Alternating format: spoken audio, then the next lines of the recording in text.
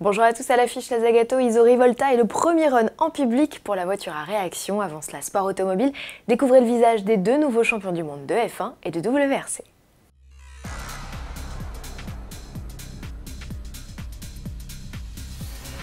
Cocorico, Sébastien Ogier et Julien Ingrassia raflent la mise en Grande-Bretagne. Ils n'ont pas remporté le rallye, c'est Elfyn Evans qui décroche le premier succès de sa carrière, mais leur troisième place leur a permis de décrocher un 5e titre mondial consécutif.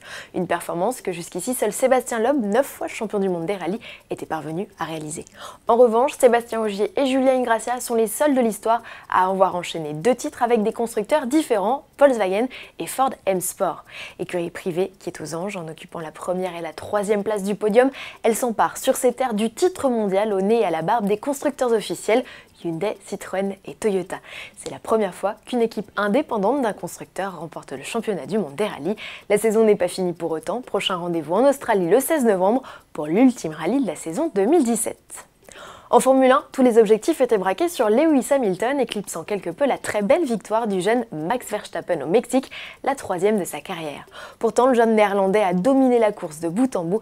Il s'est imposé avec virilité dès le premier virage devant les deux acteurs du championnat du monde, Lewis Hamilton et Sebastian Vettel. Après s'être touché, le Britannique et l'Allemand, obligés de repasser par les stands, sont repartis dernier et avant-dernier du peloton. Un scénario que personne n'avait imaginé. Si Vettel aura tout tenté et terminé finalement 4e du Grand Prix du Mexique, cette position n'était hélas pas suffisante pour repousser le sacre d'Hamilton, 9e du classement. Avec un 4e titre en poche, autant qu'Alain Prost et Sebastian Vettel, il devient le Britannique le plus titré en Formule 1. Les deux seuls pilotes encore devant lui sont Juan Manuel Fangio avec 5 titres et Michael Schumacher avec 7 couronnes.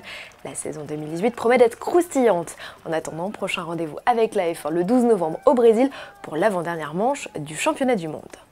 Toujours à propos de compétition automobile, mais virtuelle cette fois, une nouvelle voiture va faire son apparition dans le récent jeu vidéo Gran Turismo Sport. À l'occasion du salon de Tokyo, le 25 octobre dernier, Zagato a présenté sa nouvelle création, l'Isorivolta Vision Gran Turismo. Le carrossier milanais a ressuscité la marque italienne Isorivolta en réinterprétant un coupé de l'artisan produit entre 1962 et 1970. Comme sur le modèle d'époque, le bolide virtuel associe design italien, on reconnaît bien le double bosselage typique des productions Zagato, et un big block, ici un V8 de 560 chevaux. Signe de cette association, le logo qui mêle les armoiries de la famille Isorivolta à l'aigle, emblème américain. Le Griffon sera de retour dans la course contre le cheval cabré et le taureau sauvage lors d'une prochaine mise à jour.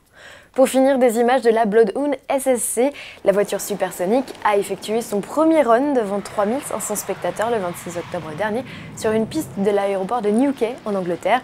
Lors de ce roulage effectué par un pilote de chasse de la Royal Air Force, la fusée a atteint les 340 km/h en moins de 8 secondes. À terme, l'objectif est d'atteindre les 1690 km/h, soit la vitesse la plus élevée au sol pour un véhicule. Un objectif qu'elle atteindra en troquant son moteur d'avion Rolls-Royce de 54 000 chevaux, environ 360 voitures familiales combinées, contre celui d'une fusée de 135 000 chevaux. L'équipe testait le 26 octobre dernier des éléments clés tels que la direction, les freins ou encore les pneus spécialement développés par Dunlop. Lors de la tentative de record en Afrique du Sud, les roues seront en aluminium pour limiter au maximum l'adhérence. À ce jour, c'est la Trust SSC qui détient le record absolu de vitesse au sol avec une moyenne de 1228 km/h, une prouesse réalisée par la même équipe il y a 20 ans tout pile. À demain.